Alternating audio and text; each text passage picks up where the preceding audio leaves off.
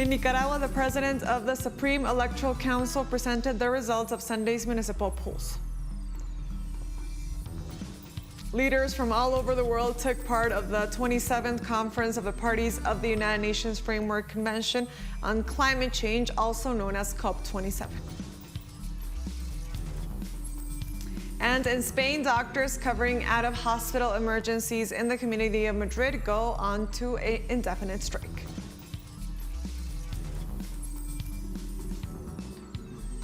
Hello and welcome to teleSUR English. I am Estefania Bravo from the headquarters of Quito in Ecuador. This is from the south.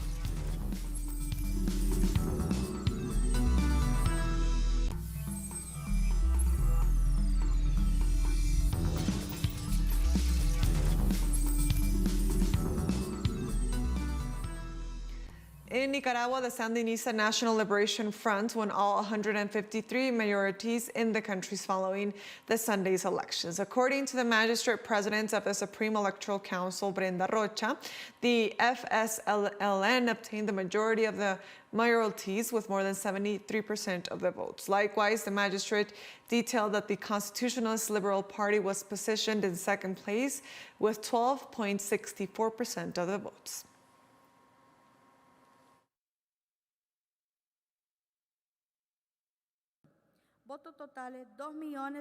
Total votes 2,108,003, valid votes 2,028,035, invalid votes 79,968, Constitutionalist Liberal Party 256,429, for 12.64%. Sandinist National Liberation Front Alliance 1,494,688, for 73.70%.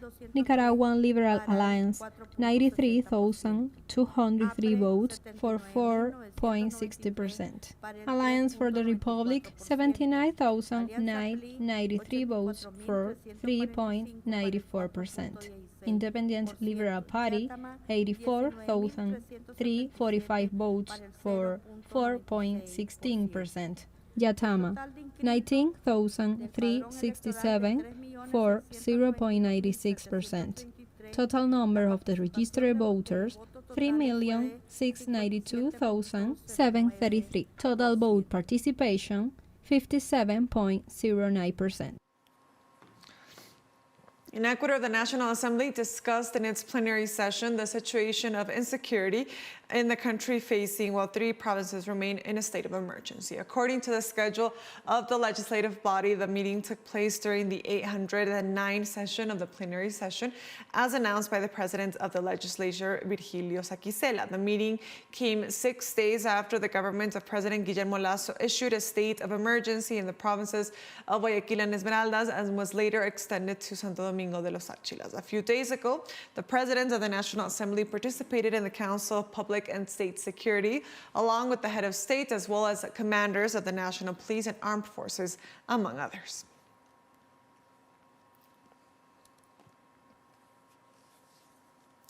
And the Ecuadorian Public Health Ministry said on Monday that so far 28 people have died from liquor poisoning, while 6 others remain in critical condition.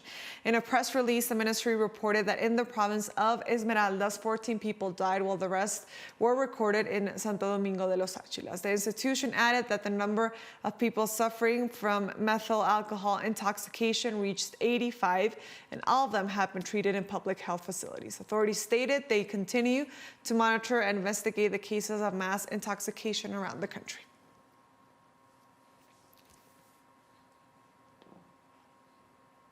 President of Mexico, Andrés Manuel López Obrador, announced on Monday that he will hold a meeting in Mexico City with several Latin American leaders between November 23rd and 25th to discuss the integration of the Americas. According to the head of state, the meeting was scheduled to be held in southern Mexican state of Oaxaca with the presidents of the Pacific Alliance, including Mexico, Chile, Colombia, and Peru, but for logistical reasons, the venue will be changed to Mexico City. In this regard, the presidents of Chile, Gabriel Boric, of Argentina, Alberto Fernández, of Ecuador, Guillermo Lasso, and of Peru, Pedro Castillo, and also of Colombia, Gustavo Petro.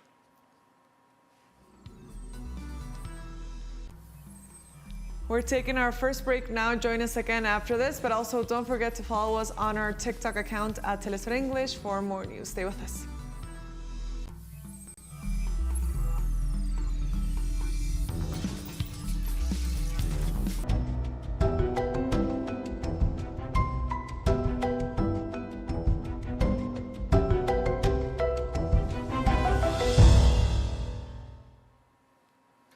Welcome back to From the South. More news now. In Egypt, the world leaders participated in the COP27 climate summit. This edition incorporates for the first time the proposal to compensate developing nations for damages associated with climate change. Egyptian authorities arranged for the attendees to be received by the UN Secretary General Antonio Guterres and Abdel Fattah al-Sisi, President of Egypt. According to the organization, during the days of Monday and Tuesday, over 100 heads of state and government from all over the world will address the COP27 plenary with special relevance from Africa.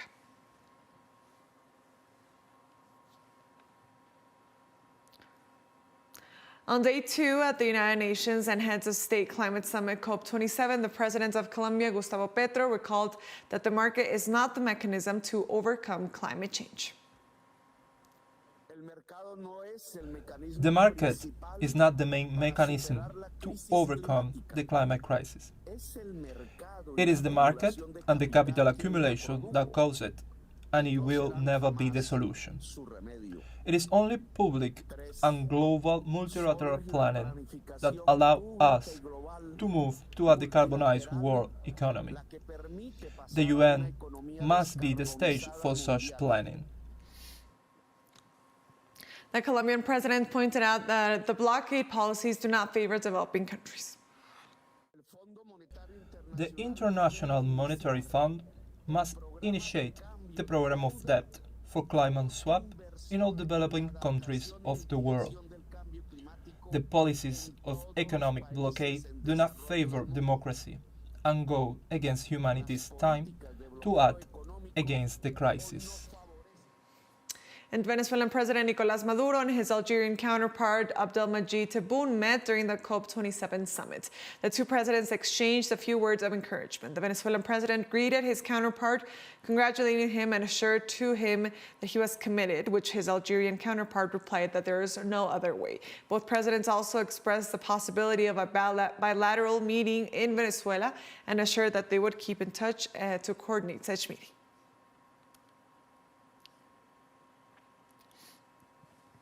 The Venezuelan head of state also met with Cardinal Celso Parolin, the Vatican Secretary of State. President Maduro congratulated Cardinal Celso Parolin for the speech he gave at the COP27 summit, assuring that it was the best of all. In addition, the president pointed out that during his speech, Venezuela maintained a firm position against the destructive and polluting attacks of the capital system on planet Earth.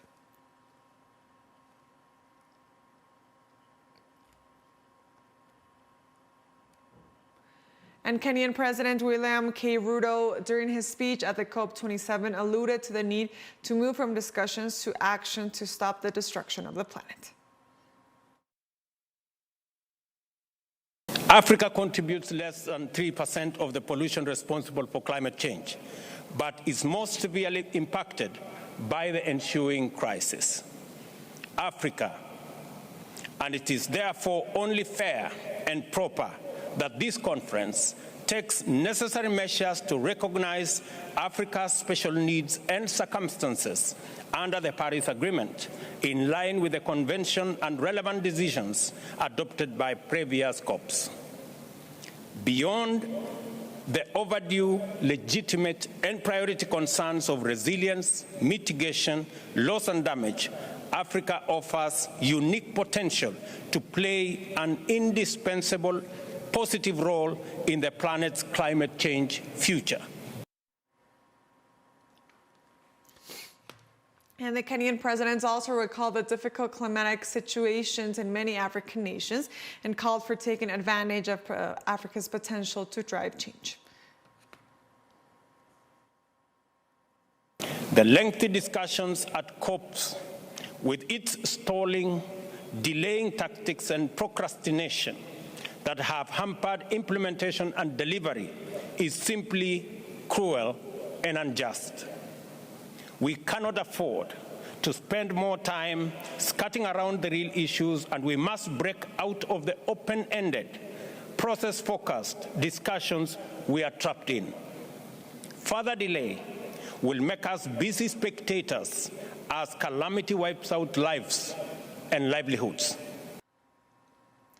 Archbishop Chrysostomos II, the outspoken leader of Cyprus's Greek Orthodox Christian Church, whose forays in the country's complex politics and finances fired up supporters and detractors alike, died on Monday at 81 years old. The Archbishop had suffered from intestinal and liver cancer for the past years and had spent his final days at the church headquarters in the capital. A medical bulletin said that Chrysostomos II passed away peacefully. The Holy Synod, the church's highest decision-making body, decided after convening on Monday that the Archbishop's body will be in St. Barnabas Cathedral at the church's headquarters in Nicosia beginning on Thursday until his funeral on Saturday.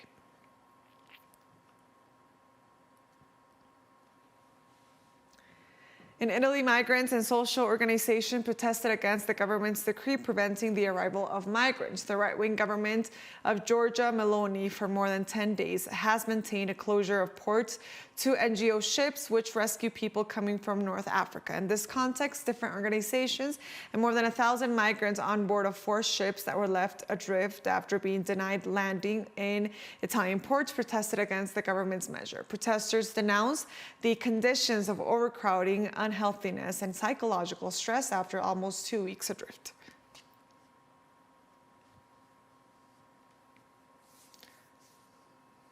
In Spain, doctors covering out-of-hospital emergencies in the community of Madrid went on an indefinite strike.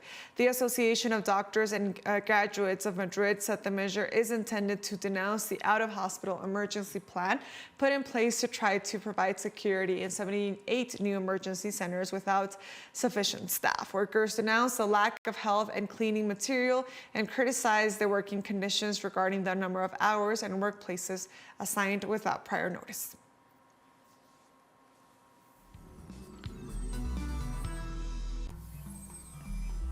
We're taking our last break now. Join us again after this, and also don't forget to follow me on my Twitter account at teleSUR for more. Stay with us.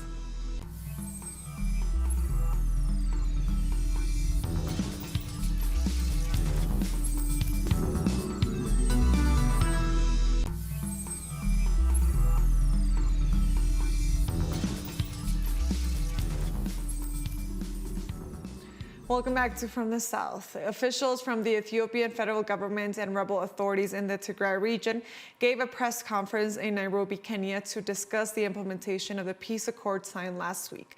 The agreement for lasting peace through a permanent cessation of hostilities should put an end to the war that has been raging in northern Ethiopia since November 2020 between Tigray rebels and the Ethiopian Federal Army and its allies. It is not the first time that both forces have sat at the negotiating table to try to put an end to a local conflict that has caused great damage among the civilian population, which had been directly involved in the fighting. Inside, the Prime Minister actually summoned regional presidents, ministers, political leaders, so that they will all embrace and do their best now to reach out to the people in Tigray and also to embrace the peace process and give comfort for everybody until the social transitional justice would begin, the healing process would begin, accountability process would kick in. But what's most important is to reach out to the people. On the other hand, the spokesman of the People's Liberation Front of Tigray refers to the need for the peace agreements to be lasting this time and not to be able to serve the conflict. We may have overreached in terms of giving too much details, giving too much specifics about what can be done, what cannot be done. And it is time for the very people who have a deeper understanding of the realities on the ground to figure out how to go about it and to make sure that whatever we come up with is going to result in a lasting peace, not a publicity exercise where we may say we have agreed on a number of things only to renege on our promises and to do things that will set the clock back. Kenyan Airways canceled most flights on Monday as a pilot strike entered its third day, with thousands of travelers stranded and the government threatening disciplinary action if staff doesn't return to work.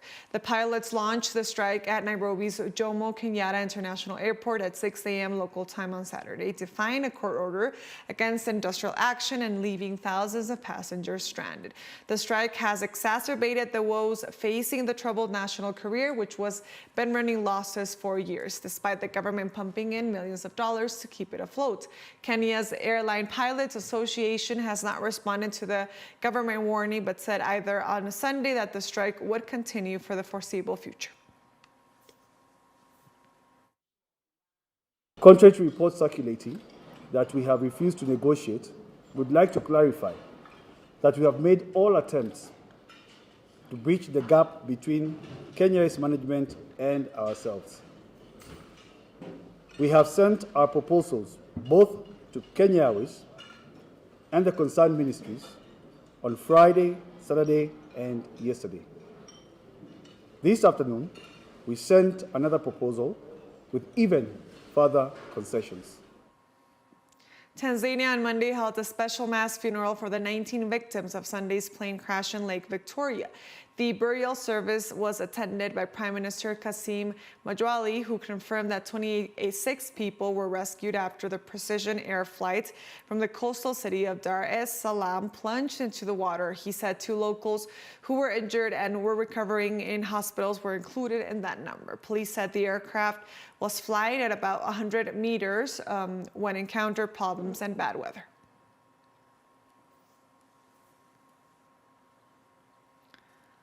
Hundreds of young Congolese volunteers to join the army to fight the M23 rebels who are making increasing advances in the Eastern Democratic Republic of Congo. In Goma, Northern Kivu, young men and women attended recruitment drives in the hope of getting the chance to be trained at the military academy and defend their country. Army officials say more than 3,000 applicants aged between 18 and 30 are registered across the provinces, in part as a response to the message to the nation by President Felix Tshisekedi calling on young people to enlist in the army to fight the M23 rebels.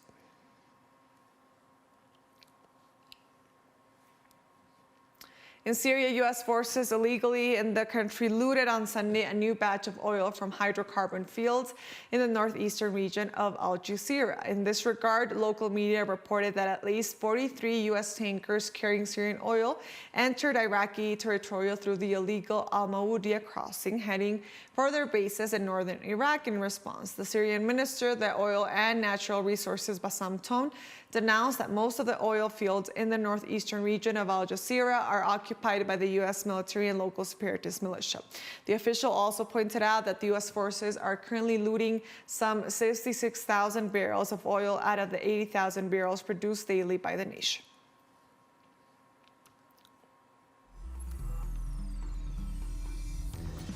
And with that story, we've come to the end of this news brief. But remember, you can find these and many other stories on our website at telesurenglish.net.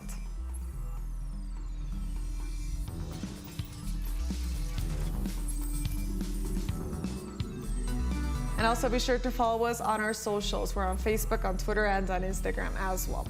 For Telesur English, I am Estefania Bravo. Until next time.